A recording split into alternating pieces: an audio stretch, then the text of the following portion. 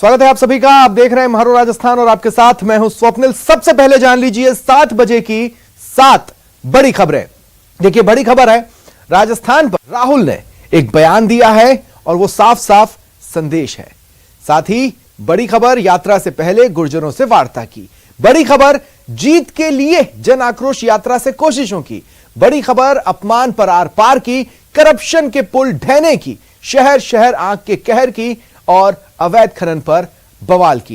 लेकिन शुरुआत करेंगे इस वक्त की बड़ी खबर से। खबर नशे के खिलाफ बड़ी कार्रवाई की। राजस्थान सीआईडी ने नशे के खिलाफ बड़ी कार्रवाई की है। 2 करोड़ कीमत का गांजा मिला है। राजस्थान सीआईडी की मध्य प्रदेश में यह बड़ी कार्रवाई। एक ट्रक में 2 करोड़ कीमत का 1000 किलो गांजा मिला है। एमपी के गुना थाना इलाके में यह कार्रवाई हुई।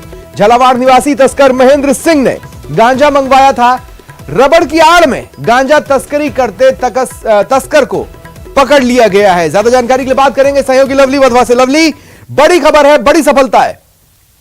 देखिए, बिल्कुल राजस्थान सीआईडी की टीम को ये इन्फॉर्मेशन मिली थी कि जो झालावाड़ का जो निवासी जो तस्कर है वो लगातार जो है वो संपर्क में है मध्य प्रदेश के तस्करों कर, वहां से गांजे की जो तस्करी है वो की जा रही है। इस पूरी इन्फॉर्मेशन के आधार पे जो राजस्थान सीआईडी की जो टीम थी उन्होंने जो है मध्य प्रदेश में पूरे मामले को लेकर के पूरा जाल बिछाया और जैसे ही वहां से माल लोड होने लगा तो उसके तत्काल बाद ही इस कार्रवाई को जो है वो वहां पर मध्य प्रदेश पुलिस के सहयोग से इस पूरी की पूरी कार्रवाई को वहां पर अंजाम दिया गया है। जो वहां के इंस्पेक्टर हैं गुना थाना पुलिस के राम सिंह नाथावत, उन्होंने नाकाबंदी करके इस पूरे घटनाक्रम में राजस्थान की जो टीम है उनके साथ में इस पूरी वारदात का खुलासा किया। 10-10 किलो के 100 पैकेट जो है वो बनाए गए थे और जो झालावाड़ निवासी जो तस्कर है उनके पास ये माल जो था वो पहुंचना था। जो झालावाड़ निवासी जिन तस्करों के नाम आरोपी ने सामने लाए हैं उन तमाम तस्करों की तलाश में जो है लगातार रेड जो है वो झालावाड़ और आसपास के इलाकों में की जा रही है। जो ट्रक सवार जो तस्कर जिसे गिरफ्तार किया गया है वो उसका नाम बद्रीलाल यादव है, जो कि रतनखेड़ी गांव का मालवा मध्य प्रदेश का रहने वाला है। जो ट्रक है वो भी राजस्थान के नंबर का है। देखिए, बिल्कुल ट्रक राजस्थान नंबर का है, मगर ये जो पूरा का पूरा जो ट्रांजैक्शन होना था ये झालावाड़ के रास्ते होना था, मध्य प्रदेश के गुना से होते हुए कोटा झालावाड़ हाईवे के पर ये माल जो है इसकी सप्लाई दी जानी थी। जी ठीक है लवली, आप मेरे साथ बने रहे। एक और खबर पर मैं आपसे बातचीत करूंगा, लेकिन उससे पहले दर्शकों को इस खबर से जुड़ी बाइट सुनवा देते हैं। ट्रक की जब तलाशी ली गई तो उसमें रबर के मटेरियल था, लेकिन उसके अंदर गांजे के पैकेट भी थे। जब खोलकर पूरे ट्रक को तलाशी ली गई तो कुल मिलाकर 75 पैकेट गांजे से भरे हुए थे। हर पैकेट में करीब 10 किलो गांजा था। इस प्रकार टोटल 750 किलो गांजा जब्त किया गया है। ट्रक का जो ड्राइवर है उसको गिरफ्तार किया गया है। और एक और बड़ी खबर सुनिए, जयपुर से एटीएस के पुलिस कांस्टेबल से लूट का खुलासा हुआ है। कर्ज चुकाने के लिए रिक्शा चालक इरशाद ने यह साजिश रची थी। मुख्य आरोपी इरशाद उर्फ कपूरा ने यह साजिश रची। शाहनवाज, नाजिर और रिजवान को गिरफ्तार किया गया है। गिरफ्तार चारों आरोपी यूपी के आगरा के रहने वाले हैं। और ज्यादा जानकारी के लिए बात करेंगे सहयोगी लवली से। लवली, पूरा खुलासा क्या कह रहा है और क्या इनको ये अंदाजा था कि वो जिस पर हाथ डाल रहे हैं वो है कौन? देखिए, इन्हें अंदाजा नहीं था। 24 तारीख की ये घटना बताई जा रही है, जब 24 तारीख की देर रात को एटीएस का कांस्टेबल पूरी अपनी ड्यूटी करके रात को 11:30 बजे अपने घर से जो घर जाने के लिए जब रास्ते में खड़ा था, तभी इन लोगों ने जो है रास्ता उन्हें मदद करने के लिहाज से जो है उन्होंने ई रिक्शे को बुक किया। लेकिन उसके बाद ये लोग पूरी ई रिक्शा को लेकर के अलग सुनसान इलाके में लेकर वहां पूरी इस वारदात को, अपहरण और लूट की वारदात को अंजाम दिया गया। आरोपियों ने इससे पहले 23 तारीख को भी अपना शिकार ढूंढा था, मगर 23 तारीख को कोई उन्हें रात को मिला नहीं, तो ऐसे में उनको कोई सफलता हाथ नहीं लगी। मगर 24 तारीख को उन्होंने इस पूरी घटनाक्रम को अंजाम दिया। आरोपियों का कहना, आरोपियों से जो पूछताछ की गई उन्हें ये मालूम नहीं था कि ये कांस्टेबल है और इस पूरे मामले को लेकर के चाकू की नोक पर पूरी की पूरी वारदात जो है ये अंजाम दी गई है। गिरफ्तार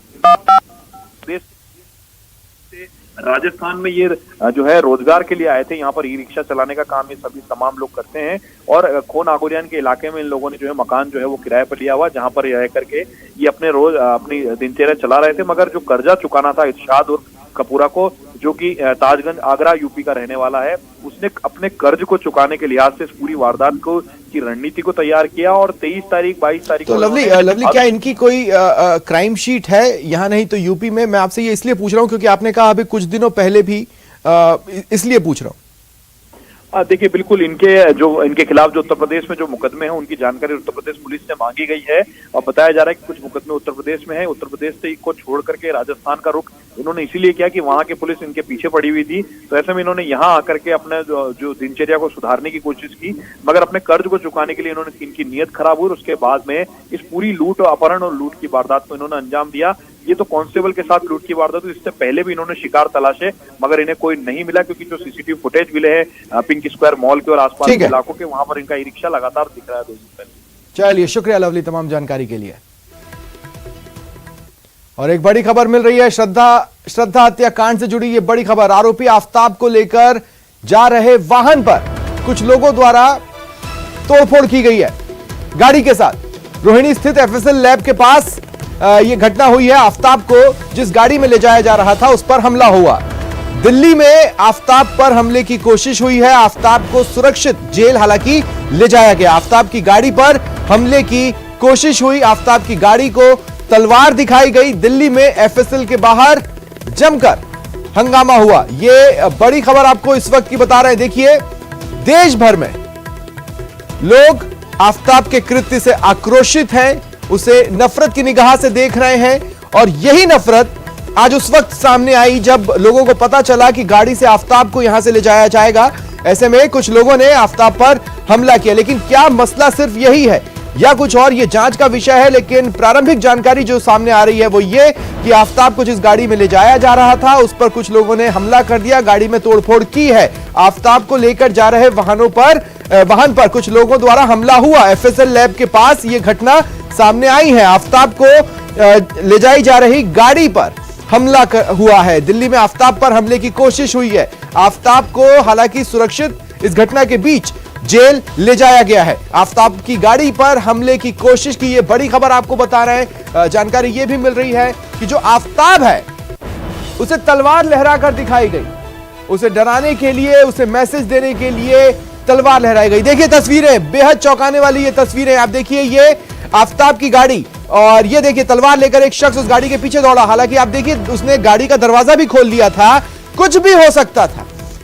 पुलिस की व्यवस्था धरी की धरी रह गई और कुछ लोग गाड़ी के एकदम नजदीक पहुंचकर गाड़ी का गेट तक खोलने में सफल रहे। आप देखिए 2 शख्सों के हाथ में आपको तलवार नजर आ रही, हो सकता है अन्य शख्स के हाथ में भी वहां पर हथियार रहे हो।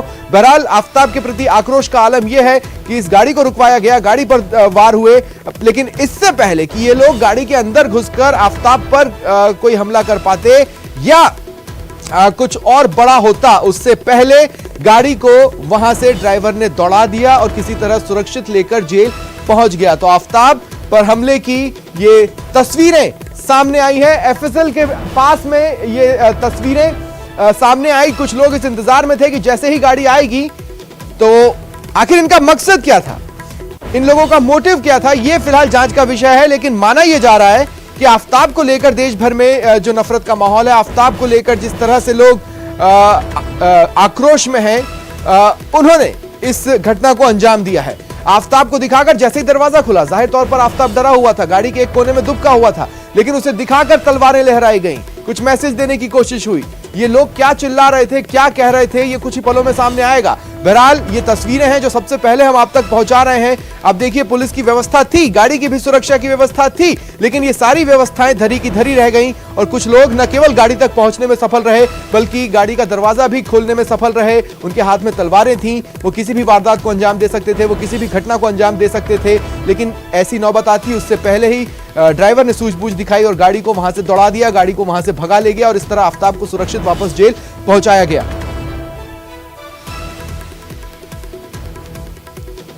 ये तस्वीरें हैं आपके टीवी स्क्रीन पर, साथ ही आप देख सकते हैं आरोपी आफताब को लेकर पुलिस चल रिकॉर्ड कर।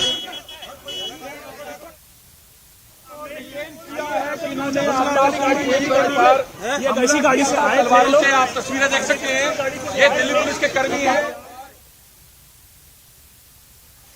देखिए तुरंत पुलिसकर्मियों ने वहां पर मोर्चा संभाला। हालांकि एक चूक तो हो गई थी, पुलिस की गाड़ी तक लोग पहुंच चुके थे, लेकिन तुरंत पुलिस ने मोर्चा भी संभाला, लोगों को समझाने की कोशिश की, उन्हें हमला करने से रोका। इतना वक्त काफी था, अंदर बैठे पुलिसकर्मी ने और अन्य लोगों ने तुरंत दरवाजा वापस खींचा और उसे अंदर से बंद किया और तब तक ड्राइवर ये गाड़ी लेकर वहां से तुरंत ही गाड़ी को भगा ले गया। लेकिन लोगों का आक्रोश देखिए आप, लोग जिस तरह से ताव दे रहे हैं, लोग जिस तरह से आक्रोश में चिल्ला रहे हैं, वो ये बताने के लिए काफी है कि किस हद तक आफताब से ये नफरत करते हैं। आफताब ने जो किया है उससे किस हद तक लोग आक्रोशित हैं, बदला लेने की बातचीत की जा रही है। आफताब को ले जाई जा रही वैन पर हमले की कोशिश हुई। 4 से 5 ये लोग तस्वीरों में नजर आ रहे हैं। श्रद्धा मर्डर केस का आरोपी आफताब, जिसे ले जा रही वैन पर इन लोगों ने हमले की कोशिश की। जैसे ही पॉलीग्राफ टेस्ट के बाद एफएसएल लैब से उसे ले जाया जा रहा था, तभी इन लोगों ने एक तरह से वैन का पीछा किया और जैसा कि मैं कह रहा हूं, पुलिस की व्यवस्थाएं ध्वस्त हो गई। ये लोग गाड़ी तक पहुंचने में सफल रहे। इनमें से 2 लोगों के हाथों में तलवारें इन तस्वीरों में नजर आ रही है। आपको बता दें कि ये बड़ी खबर है। आज ही इस मामले में आफताब ने जिन हथियारों का इस्तेमाल किया था वो पुलिस ने बरामद किया है। ऐसे में आफताब से आज वो फॉरेंसिक साइंस लैब में पॉलीग्राफी टेस्ट के लिए उसे लाया गया था और यहां से जब उसे वापस ले जाया जा रहा था उस वक्त ये घटना हुई। देखिए, हर कोई जानता है अब तक 3 पॉलीग्राफ टेस्ट आफताब के हो चुके हैं और एक ब्रीफ से गैप के बाद आज दोबारा उसका पॉलीग्राफ टेस्ट होना था। उसे एफएसएल लैब लाया गया, लेकिन ये जानकारी कुछ और लोगों को भी थी और इन लोगों ने जो कुछ भी किया वो आपके टीवी स्क्रीन पर है। आफताब को ले जा रही वैन पर 4-5 इनकी संख्या है, 4 से 5 इनकी संख्या है जिन्होंने वैन पर हमले की कोशिश की। इनमें से 2 जिनके हाथों में तलवारें नजर आ रही हैं, 2 लोगों के हाथों में तलवारें थी, वो गाड़ी तक पहुंच गए। गाड़ी का दरवाजा भी खुल गया। अंदर बैठे पुलिसकर्मी भौचक्के रह गए। उन्हें पहली बार तो समझ ही नहीं आया कि आखिर ये हुआ क्या, क्योंकि कायदे से व्यवस्थाएं इतनी चाक चौबंद होनी चाहिए कि लोग इस तरह से गाड़ी के नजदीक भी न पहुंच पाए। ऐसे में एक पुलिसकर्मी ने तुरंत वहां पर मोर्चा संभाला, इन लोगों के सामने आया और उन्हें ये समझाने की कोशिश करने लगा कि नहीं, इस तरह से कानून अपने हाथ में मत लीजिए, आप जो कर रहे हैं वो सही नहीं है। किसी तरह से इन लोगों को समझाने बुझाने की कोशिश चलती रही। भारत जैसे देश में कोई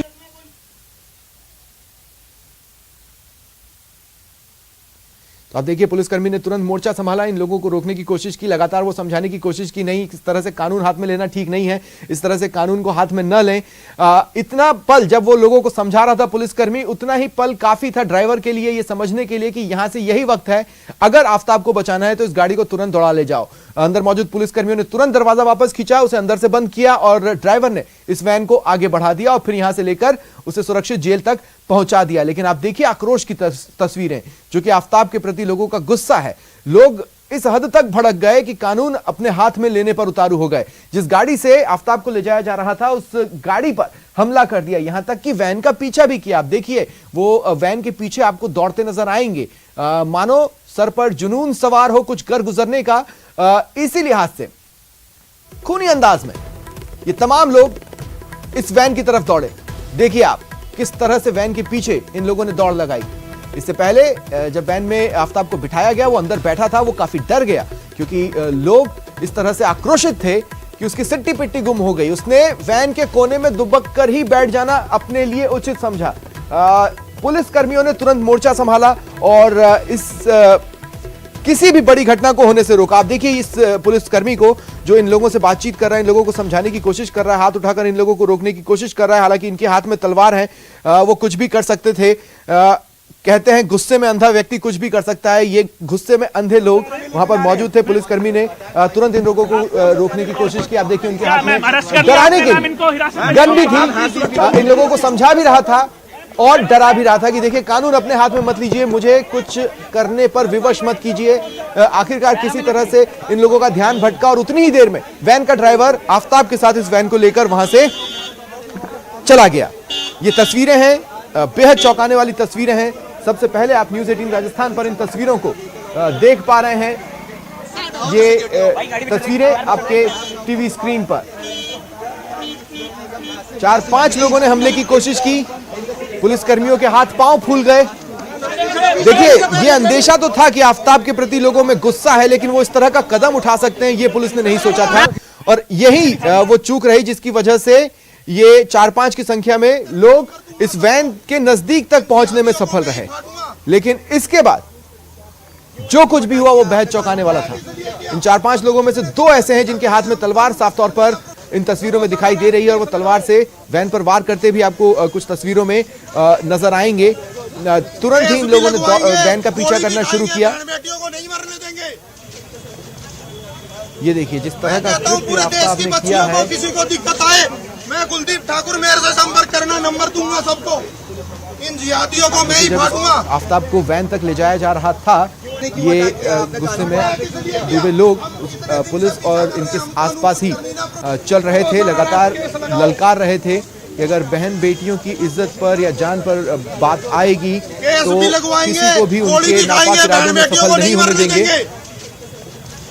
किसी भी बहन बेटी को मरने नहीं दिया जाएगा। इस तरह के ललकारते हुए उसके साथ चल रहा था, लेकिन पुलिस भी तैयार थी, पुलिस को भी अंदेशा था कि कुछ हो सकता है। ऐसे में आप देखिए आफ्ताब को पकड़कर और एक सुरक्षित घेरे में लेने की कोशिश करती पुलिस आपको लगातार नजर आएंगी, लेकिन इसी बीच कहीं से वो 4-5 लोग जो सबसे ज्यादा गुस्से में थे वैन तक पहुंचने में सफल रहे, और उसके बाद जैसे ही वैन का दरवाजा खोला पुलिसकर्मियों ने मोर्चा संभाला। एक पुलिसकर्मी तुरंत नीचे उतरा, उसके हाथ में रिवॉल्वर थी, वो इन लोगों को समझा रहा था कि कानून अपने हाथ में मत लीजिए, नहीं तो मुझे भी गोली चलानी पड़ेगी। कानून व्यवस्था को बनाए रखने के लिए शायद इस बात का खौफ लोगों को कुछ हद तक रोक रहा था, उनके बढ़ते कदमों को रोक रहा था। उनके बढ़ते कदमों पर बेड़ियों की तरह ये धमकी काम कर गई। ऐसे में कुछ पल के लिए वो झिझके और उतनी ही देर में वैन का ड्राइवर आफ्ताब को लेकर वहां से चला गया, वैन को दौड़ा ले गया। लेकिन तब भी लोगों ने वैन का पीछा किया, लेकिन वैन की स्पीड काफी तेज थी, ऐसे में वो बहुत आगे निकल गई, लोग वहीं पर रुक गए।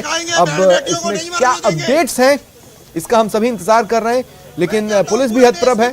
देखिए मीडिया कर्मी जो वहां पर मौजूद है लगातार पुलिस के अधिकारियों से बातचीत की कोशिश कर रहे हैं। हो सकता है पुलिस का कोई वर्जन कुछ ही पलों में सामने आए, लेकिन जो कुछ भी हुआ बेहद चौंकाने वाला था, कोई भी इसके लिए तैयार नहीं।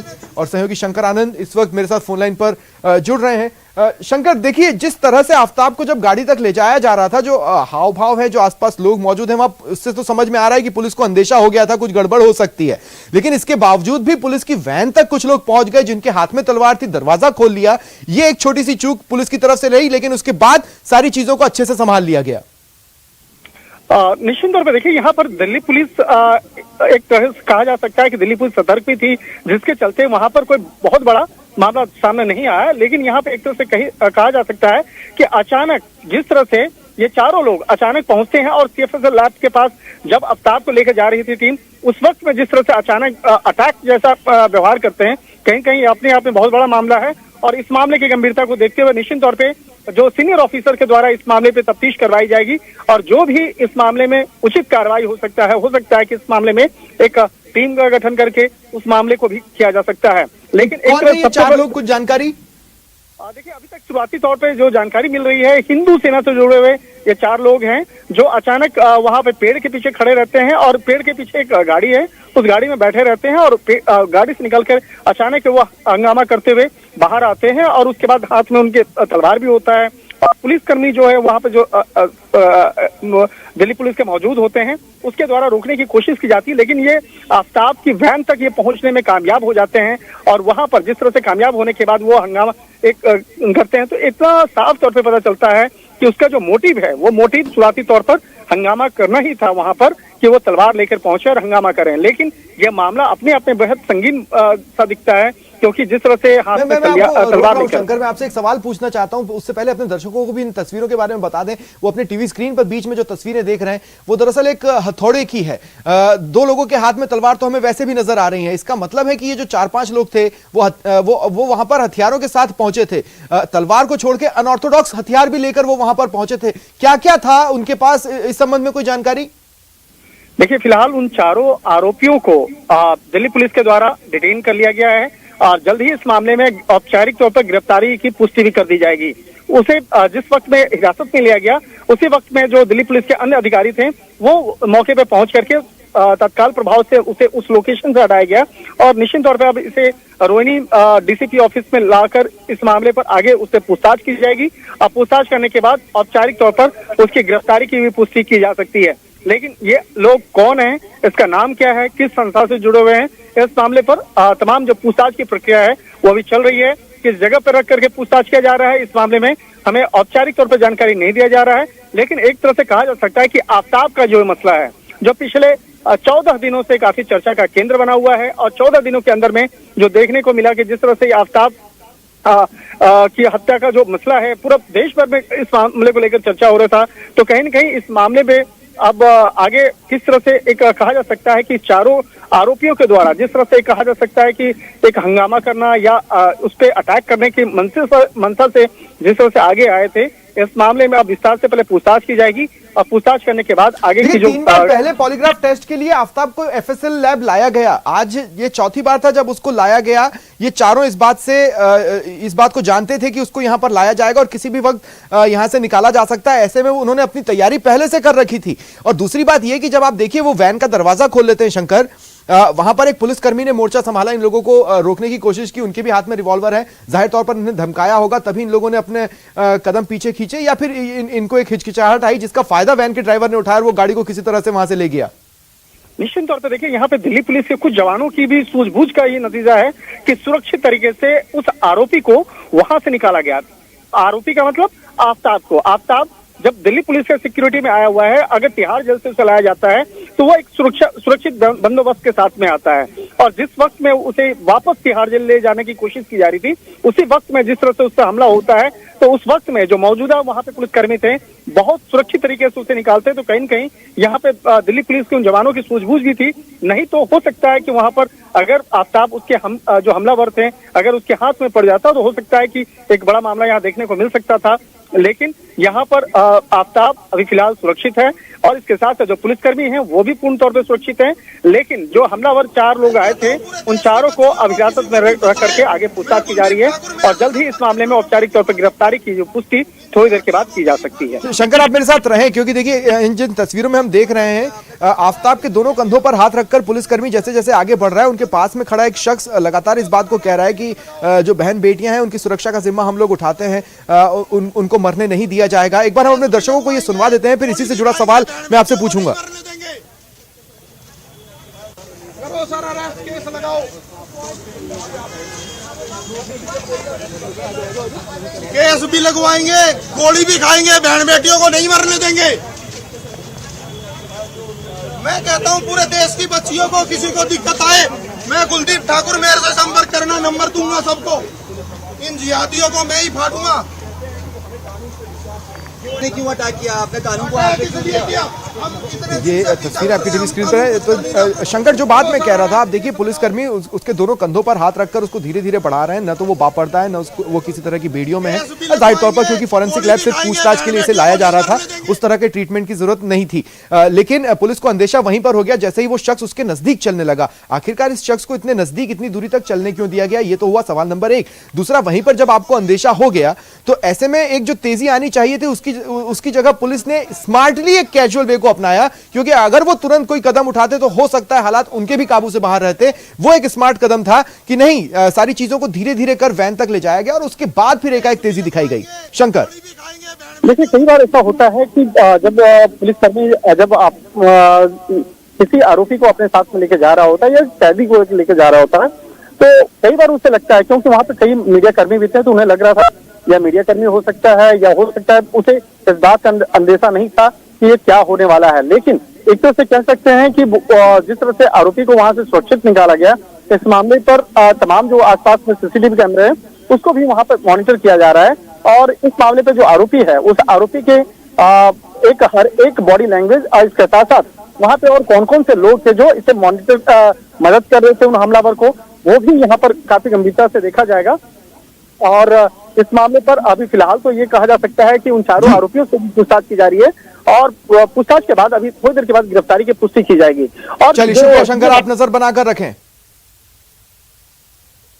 और चलिए यहां पर रुकते हैं एक छोटे से ब्रेक के लिए।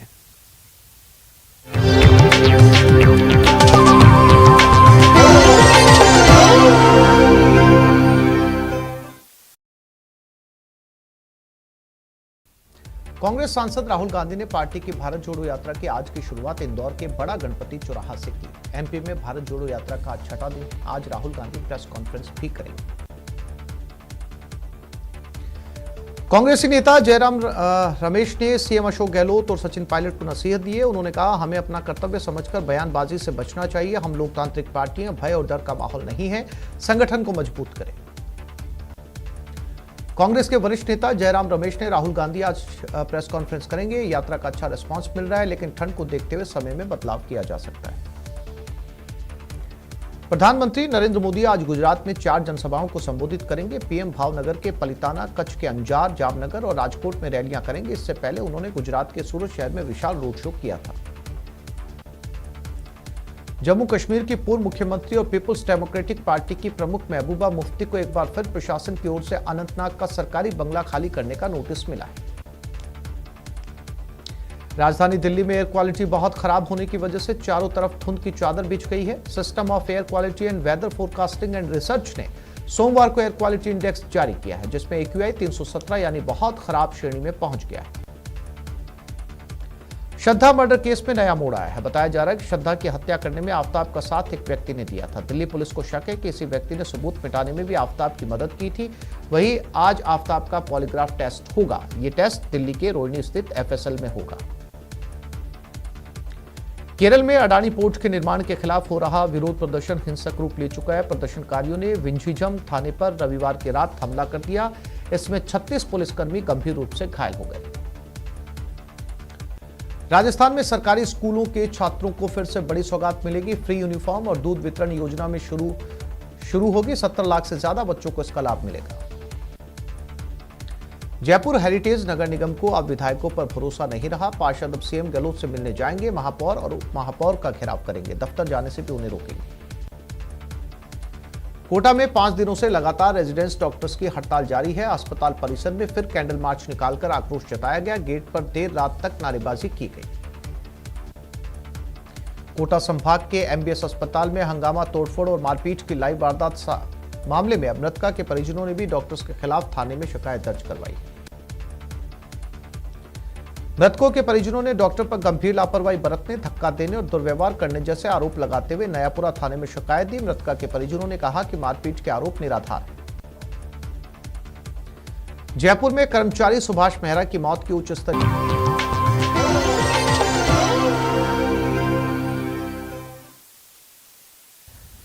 ब्रेक के बाद एक बार फिर आप सभी का स्वागत है और अब वक्त है रफ्तार से कुछ खबरों को देखने का जो आपको बताएंगी सहयोगी ऋषिका। सीधे चलते हैं news room. Rishika, over to you. और चलिए अब 33 जिलों की खबरें देख लेते हैं फटाफट अंदाज में। झुंझुनू के सुल्ताना कस्बे में पिछले 10 महीने से पेयजल की समस्या का समाधान नहीं होने से नाराज लोगों ने आज सुल्ताना चढ़ावा मार्ग पर जाम लगा दिया। खाद के लिए किसान परेशान हो रहे हैं। झुंझुनू फल सब्जी क्रय विक्रय केंद्र पर यूरिया जैसे आई वैसे ही किसानों की कतार लग गई। श्रीगंगानगर के घड़साना में सर्दियों के दिनों में भी पिछले 10 दिनों से पेयजल सप्लाई नहीं होने की वजह से आम उपभोक्ता अब परेशान हो रहे हैं। केंद्रीय राज्य मंत्री अर्जुन राम मेघवाल ने बांसवाड़ा में प्रवास के दौरान एक प्रेस वार्ता को संबोधित किया। उन्होंने कहा कि कांग्रेस ने अपने विधायकों को भ्रष्टाचार और लूट करने की पूरी छूट दे रखी है। उदयपुर संभाग के सबसे बड़े हॉस्पिटल महाराणा भूपाल चिकित्सालय में सफाई व्यवस्था की पोल आज उस समय खुल गई जब न्यूज 18 की टीम हॉस्पिटल परिसर में पहुंची, जहां इमरजेंसी के बाहर नालियां ओवरफ्लो होने से कीचड़ फैला हुआ नजर आया। लेक सिटी उदयपुर में 72वीं सीनियर राष्ट्रीय बास्केटबॉल प्रतियोगिता का शुभारंभ महाराणा भूपाल परिसर में हुआ। इस अवसर पर समारोह में मुख्य अतिथि केंद्रीय जल विकास मंत्री गजेंद्र सिंह शेखावत ने शिरकत की। मंत्री शेखावत ने कहा कि भारत खेलों में निरंतर प्रगति कर रहा है।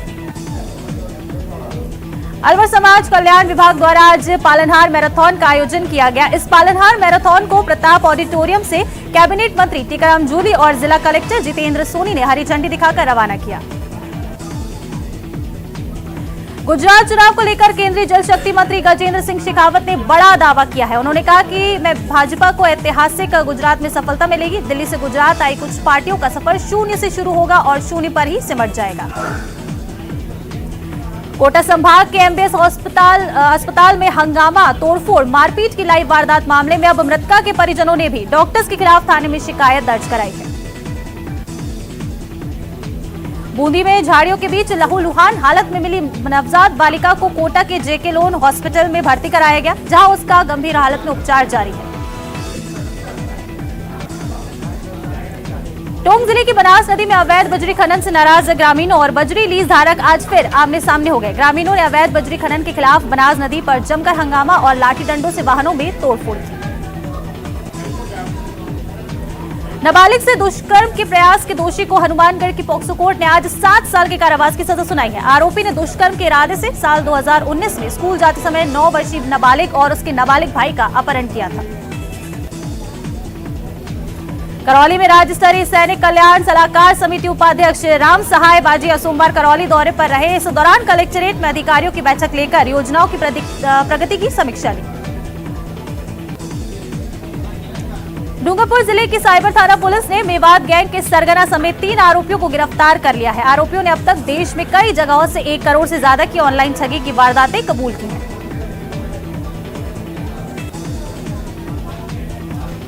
डूंगरपुर और उदयपुर जिले की सीमा पर सोम नदी पर निर्माणाधीन पुल सोमवार दोपहर को भर-भरा कर गिर गया। गनीमत रही कि इस हादसे की चपेट में कोई नहीं आया और किसी भी तरह की जनहानि नहीं हुई। बारां जिले के राष्ट्रीय राजमार्ग पर बांसथूनी के पास भीषण दुर्घटना में 2 लोगों की दर्दनाक मौत हुई है, जबकि एक गंभीर रूप से घायल हो गया।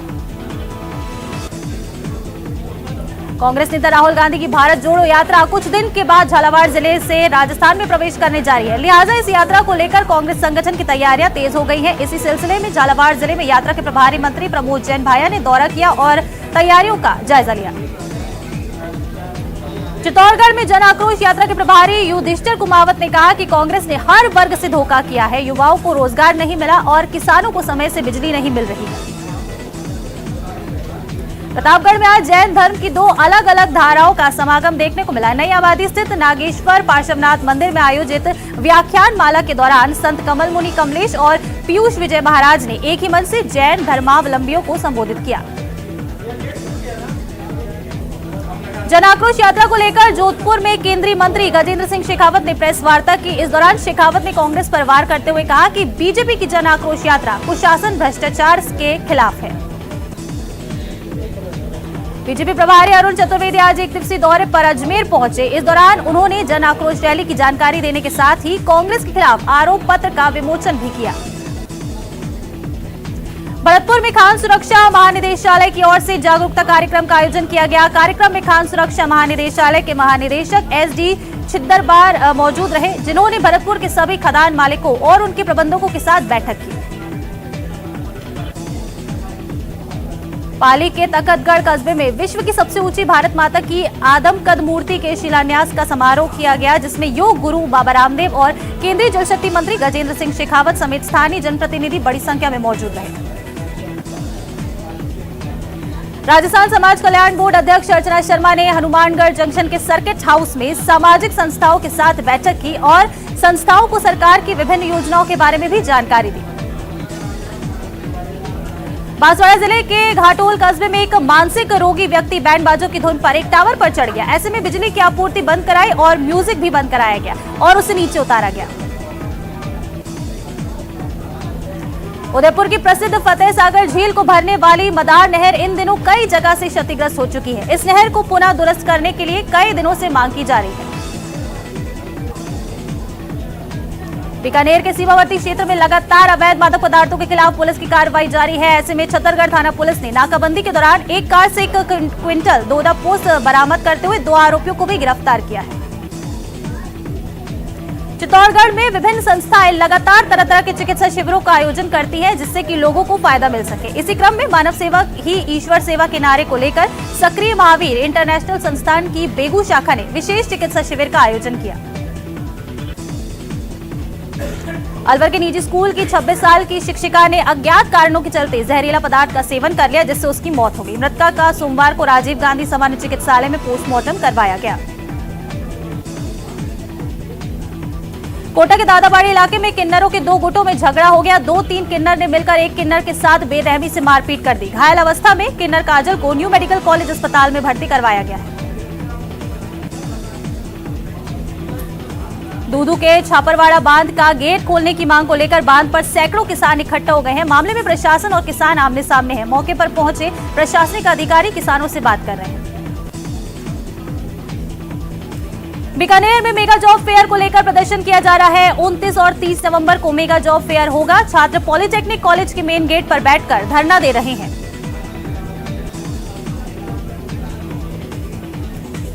श्रीगंगानगर में ठंड का असर लगातार बढ़ रहा है। श्रीगंगानगर में रात का तापमान 8 डिग्री सेल्सियस के आसपास दर्ज किया गया है, तो वहीं दिन के समय में तेज धूप खिलने की वजह से तापमान 29 डिग्री सेल्सियस तक पहुंच रहा है। तो चलिए 33 जिलों की खबरों में फिलहाल इतना ही। सीधे लिए चलते हैं आपको स्टूडियो, जहां